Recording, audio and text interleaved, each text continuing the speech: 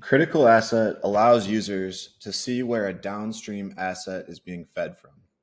To connect fed froms, go to the upstream asset page. Here we have a distribution panel. There are two ways to connect assets. The first is to click on the corresponding breaker, and then in line with Fed to, click the gray plus sign to connect the corresponding asset.